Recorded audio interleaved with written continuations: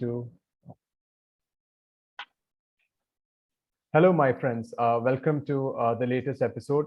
So we have a very special guest today, Phil Brown. He is a diehard Manchester United fan, as well as the host of Beyond the Pitch media network, as well as he has done a lot of projects for various broadcasting outlets such as TalkSport, NBC Sport, Sirius XFM. And please welcome Phil. How are you doing? Doing good, lads. Thanks for having me, Alan AJ. Yeah. Thank you. Thanks for coming into our pod, Phil. It's a pleasure to have you. Big international guest. Like, you are our first guest of this podcast. So really exciting, buzzing. I'm honored. I'm honored. So AJ, how are you doing? It's been a long day. Huh? It was a long day from the work, but I was so ecstatic for the last 2-3 days when Phil given me the confirmation about coming into the pod. I was like extremely happy or buzzing, like you said. So it is like it's a privilege to have him on the pod, especially as our first guest. You're too kind. So it is amazing. We are not leaving any time. Alan will start asking you some regards to some very good news as we are hearing today. It's because of today the transfer window has opened and there are some news coming out which is positive for United. Over to Alan. You can start, Alan.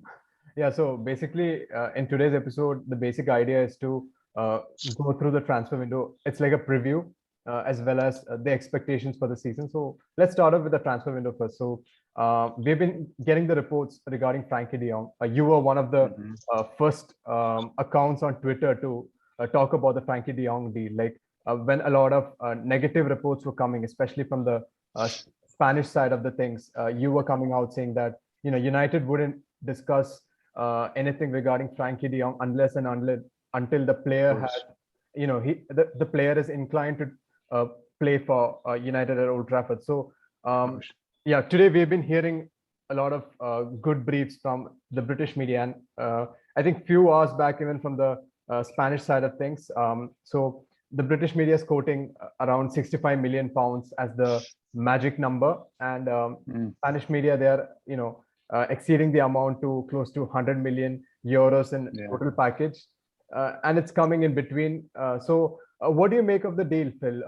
Do you think it'll happen this summer? Yeah, I think it will happen. I think, look, first of all, guys, you don't need to be in the know to use basic extrapolation of logic. If you want to hire your friend, the first thing you do is you ask him, do you want to come work there? Right? I mean, that's the first thing you want to do, right? Yes. So the idea that United would spend a month going after de Jong, putting in bids only for Frenkie to go, well, if only you'd asked me, I would have said, no, I don't want to go. Oh, why didn't I think of that? Well, of course, de Jong was okay with going to United. Otherwise, they wouldn't pursue the deal. There's other players they would have liked to have pursued. They'd have told them flat out, we don't want to go there. Right? Where it gets tricky is if there's other clubs get involved. And that's where United have to be careful, because the reason why they lost Haaland, the reason why they lost Bellingham was because other clubs got involved. And they've paid a huge price for that. The reason why they've lost other players is for that reason. United are not very good at securing players when they have competition. So I want to see them do this deal quickly. I think that deal will happen. Barcelona are doing what Barcelona should do. They don't want to come out and say we're desperate to sell, as any potential seller wouldn't. And, they're in course asking for an inflated price, which they won't get. And look, I understand everyone in social media wants to see United sign players. I do too. As long as the vast majority of that's done by the start of pre-season, that's really all that matters. And secondly, guys, look, there's a lot of money on the table here. If United stretch this out a few days because it gets them a significantly reduced price, they should do that. Because one of the criticisms that's been leveled at the club over the years is overpaying just to get players out of desperation. Alexis Sanchez, we saw this with. And it's the first thing that they criticize for if the player doesn't succeed. I think 65 million is a good price for de Jong. In my opinion, I think it'll depend a lot on how we structure the deal, like the guaranteed sum going in as installments, then the add-ons. I think that's where the talking point really comes in, along with Barcelona. because even if Barcelona's coming with a 100 million euro total package that they're expecting, I think United can say, look, we're giving you a 30 million or for 30 million euros as add-ons, or which can be realistic, a mixture of realistic as well as unrealistic amount, and then a few as like a 50 to 60 million euros as a guaranteed sum.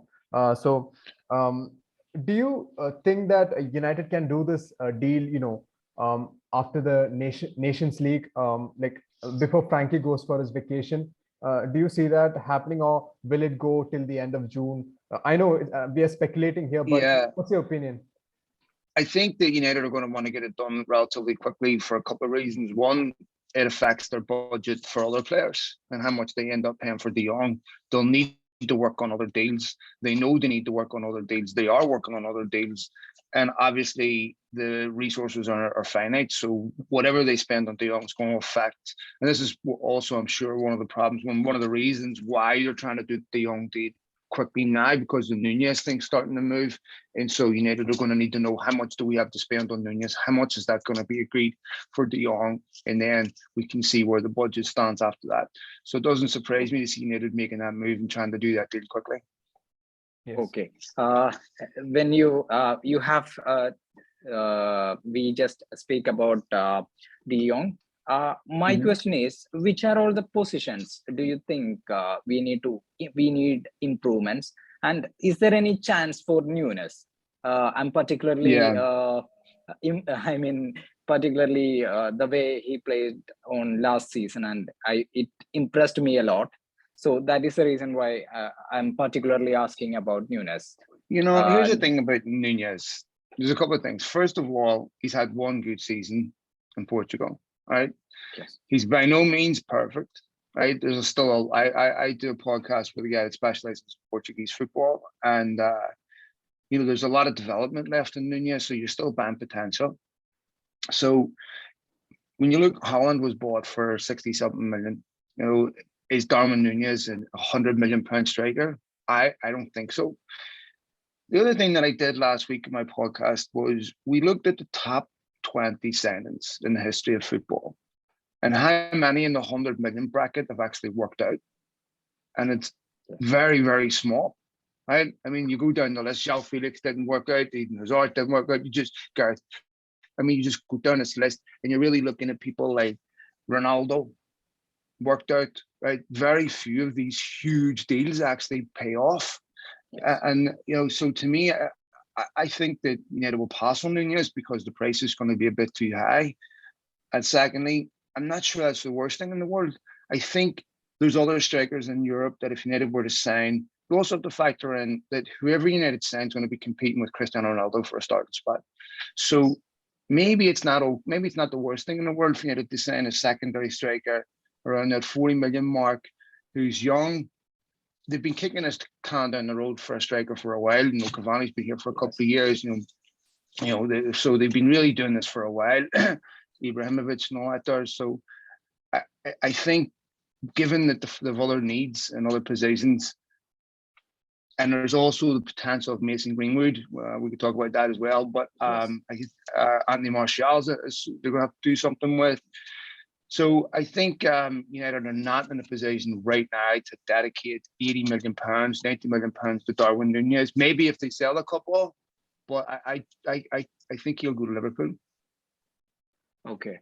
And adding to that question, what do you think? Which are the areas we need to improve? This summer itself, is it right back, right wing, or the another midfield position?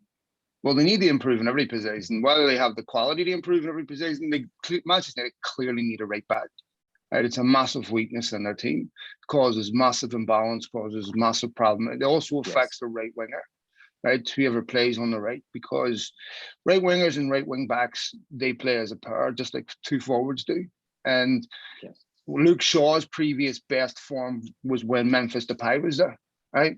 When he got injured. Then he came after Mourinho left, he recovered his form again. But so that position is really important. Also, if you look at Mourinho played United two wide players very deep. Rashford played very deep because he didn't trust the quality of the fullbacks. been a problem for a while. So they clearly also need to improve at centre back. I mean, defensively, United were a disgrace. They finished up with 0, a neutral goal difference. That's unacceptable. And so to me, clearly they need to improve in all positions, but I think that they need a centre back. We're talking about a left-footed centre back. Solskjaer was talking about a left-footed centre back 2 years ago, right? And this is also, for me, the problem. You could see why Rangnick wasn't given money in January, because clearly the budget just isn't big enough to get by a striker in January. Then hand out Ten Hag another 150 million. And again, United are paying for kicking the can down the road, problems that they don't address. The one thing that Rangnick said I thought was very important and was right was, why were you not bringing in defensive midfielders when you knew Matic was getting older? You knew you needed these players. Instead, you bought Palestri, Cavani. It made no sense, and Van de Beek. So to me, I think this is where United must go out and address problems, so that, because they're not going to buy a team this summer that's going to compete for the league. They're going to have to do that incrementally. But what they can't do is put band-aids over problems, because by the time they need to address it next year, then they have another pressing need and they don't have the money to do both. Yes. So what's your thoughts on after De Jong's deal, which maybe come around 80 million, 60 plus 20? That's what we are thinking about. So how much money we'll be having left for other transfers? Is there any, I know that it is speculating, but still. I think that before player sales, you're looking at about 150 million. That's to me why it wouldn't surprise me to see United sign someone like Christian Eriksen too, because he's on free, and it would give him the abilities that he would genuinely add quality. Of course, Ten Hag knows him. He would be a very good player for United. I think, obviously, given the fact, this is why I don't think United are going to spend another 80 million on Darwin Nunez, because there's your budget. Right? Yes. Obviously, I think they'll look to sell Wan-Bissaka. I think they'll look to sell Dean Henderson, which they should. Yes. So it's possible, they may be able to stretch that budget to get. But I would be surprised if there's more than 4 brought in. I think 3 or 4 will be brought in, and United will look to stretch that budget across a couple of other younger players throughout Europe. Yes, I think we will be. We are gonna see around 4 major signings and maybe 2 free signings, to be honest. Well, see, to be honest, lots of people talk about the striker situation. I agree that United need a striker, but I don't think it's as pressing as some people make it out to be. First of all, Cristiano Ronaldo is still going to want to start 80% of your games. Yeah. So you can't sign a central striker instead of Ronaldo. Where are you going to fit? Right? So, and I still think, had Ronaldo played for City or Liverpool last season, he'd finished the top goal scorer in the league. So I still think there's 25 goals in Cristiano Ronaldo next season. I still think there's enough around him to I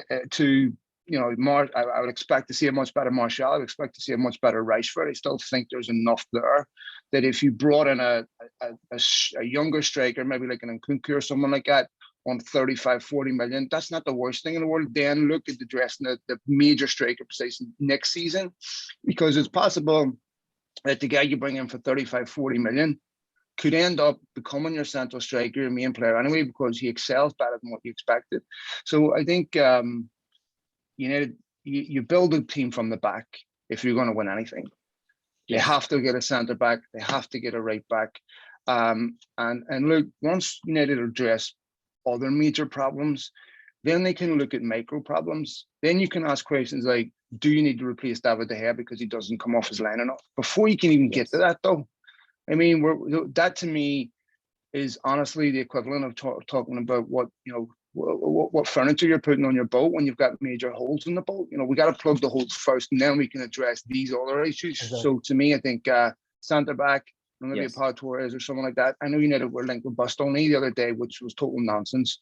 And that's the other thing. Like, United have linked with so many players because it generates unbelievable media attention, which sends fans insane.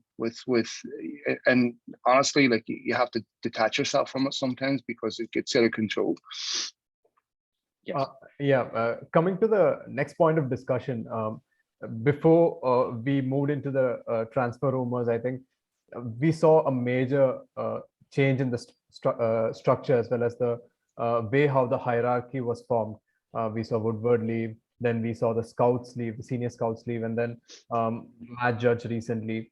So, a lot of changes have taken place. I think even the negotiation of transfers, John Murtough has taken control of a majority of the transfer dealings, as well as he's being assisted by lawyers and solicitors. So, how confident are you about the pre-planned strategy that the club is putting forward before the transfer window? Like, there can be a lot of miscommunications, as well as Murtough might be, he can easily be blamed for any kind of issue that takes place in this window. So how can they go through successfully through this point? Because they have to look at player sales as well, along with the incomings. Yeah. This is an excellent question. Right? I want you to cast your mind back to when Woodward got the job. Right? The first transfer window was a disaster. Yeah. Right? Because he had no experience doing what he was doing. So my question is, when you bring on all these new people, and they'll bring new enthusiasm and new ideas, but no experience, no nous, no intelligence, they're going to need to learn quickly. This is not a window for learning. United needed to have experience in place that was ready to execute immediately, not someone that's going to learn on the job. And what I also worry about is what we see at Manchester United is not an accident. What we saw at Manchester United is direct consequence of an ideology. Now, I live in America. I work around people with the same personality as the Glazers. And it's a very reductive ideology. People find love and find happiness in different things. These are people that are so reductive that everything is about profit. Everything. So the people that we see at Manchester United were there because they were best representative of that ideology. Are we to believe that the Glazers are now benevolent and have brought in other people that are going to prioritize the football club over their profit? I don't think so. So to me, it's really important United show, one, that they learn from mistakes that they've made in the past. So no transfer sagas. The vast majority of your business done. I mean, you take a look at what the European champions have just done. They spent 100 million on a midfielder right away. We've already signed Rudiger, done, right? I mean, they're already, they try to do Mbappe. I mean, Real Madrid trying to sign Mbappe, Manchester City signing Julian Alvarez, signing Holland, Liverpool signing Darwin Nunez. I mean, the question you need to have to answer is, can you still compete? And that this summer they're out of promises, they're out of time. Now it's about delivery. And I mean, I'm encouraged by the changes because they badly needed to make changes. And it was important that they didn't just fire a manager, they fired an ideology, they fired a way of doing things. But every single thing that United are doing now, they were told to do this 7-8 years ago and ignored it. Back 2013-14, they were told to do this, ignored it. And so, since the Super League and everything else, it's been a complete disaster internally for that football club. Everything has been a disgrace. I completely agree with you there, because I remember there was Javier Ribalta at our club long back when Woodward was the CEO, and then he left for another role in Juve or Fenerbahce. I don't remember. I think it's into the Portuguese league. So we had these footballing personalities within our structure, but we didn't use them to the right level. And I think we are paying for those mistakes right now. But I also personally feel that, we have started to understand, the footballing direction should be taken with a lot of priority, because the commercial side of things will hit a saturation point. The broadcasting revenue has started hitting that point already. So I think I'm just hoping that, things move in a positive direction, seeing all these changes. Well, it seems to me, the brand is not invincible.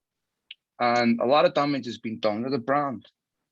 And you're starting to see that reality dawn on United as players no longer want to go there, right? Yes. And so United can no longer continue to do this because social media has changed the game for everybody, right? So when you look at social media, the virality of social media and what goes viral and how that impacts sponsors and how accessible they are to people, you can no longer just contain these, like, go back to the protests in the past, 2005 and stuff. Social media was really in its infancy. There wasn't Twitter and all that. Facebook was just getting started. It was very hard to organize. Now it's not. And so, and United are very conscious of social media online metrics. And so they have to tread very, very carefully, because right now they are in this really weird space where everyone remembers what last season is. There's some positivity at the appointment of Ten Hag. It's really important to capitalize on that momentum and continue to move forward, and continue, not just because, look, the people inside the football club, the players, everything else, they're looking at the same thing you and I are looking. You know, they need hope. They need something to believe in, because right now those players don't believe that they can be successful at Manchester United. That's obvious in the way they play. That has to change. And so to me, I think they have to make statements this summer, and they have to go out and bring players in that says we're offended at what has just happened. 100%. I agree with you. Yeah. We have to make this a statement somewhere. I have a question for you regards to your comments from the last discussion. It is about what will be our realistic expectation for next season. It's all the changes. Everyone is new, and we must expect what kind of scenarios will be there, especially when Ten Hag coming in and players needs to adapt to his style and the way of playing. Everything needs to change from top to bottom. It needs to be changed. The hierarchy is changing, so everything is new. What will be our expectation for next season?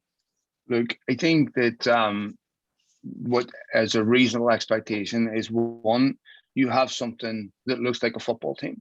You have a football team that plays together as a unit, that is organized in games, that is competitive in big games, that is someone who it doesn't have to be great, but it has to be good. And then you can get the great. So I think it's reasonable to expect a top four finish, but not just a top four finish. I want to see United competitive in big games. I want to see go to Anfield with a degree of confidence that even if United don't win, it won't be easy for Liverpool. That United be well organized. They're going to pose a threat. They have the quality to do that. I want to see this being restored to being a football club. So I think what's reasonable to expect next season is an organized, competitive Manchester United that excites and entertains.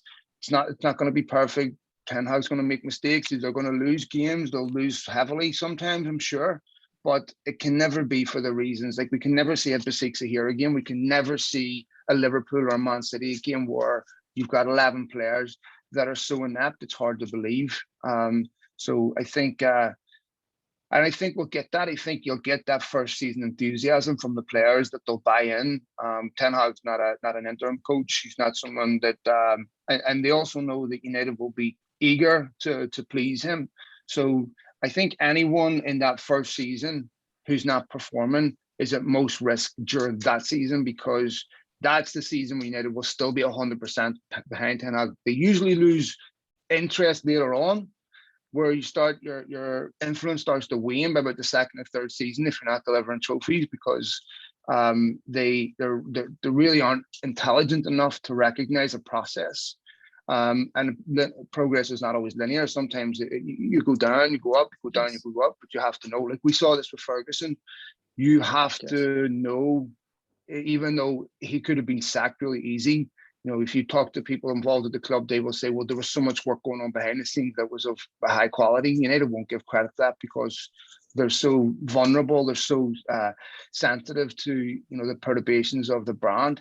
So to me, I think next season, we have to see a Manchester United that you are looking forward to watch, that are competitive, and that at the very least finish in the Champions League. That's going to be hard because there's going to be 4 good teams in that above them that are better than United, that are well organized, that will buy. Yeah. So, but that has to be the bare minimum. again, added to that point, we saw that Klopp building a team at Liverpool, like from 2016. He started building the team like one by one. It was a process. Will Ten Hag get that much time to build a team at United? Or yeah, I think United are going to try to copy Liverpool, to be honest, because Liverpool's model is for United. There's nothing that's happened at Liverpool over the last 4 or 5 years that couldn't have happened at Manchester United. The only difference is, United, it's not like you're sitting looking at a PSG or a Manchester City that have an unbelievable budget. We're like we can't replicate that. Yes. But Liverpool is just about being well organized, about being prioritized in football.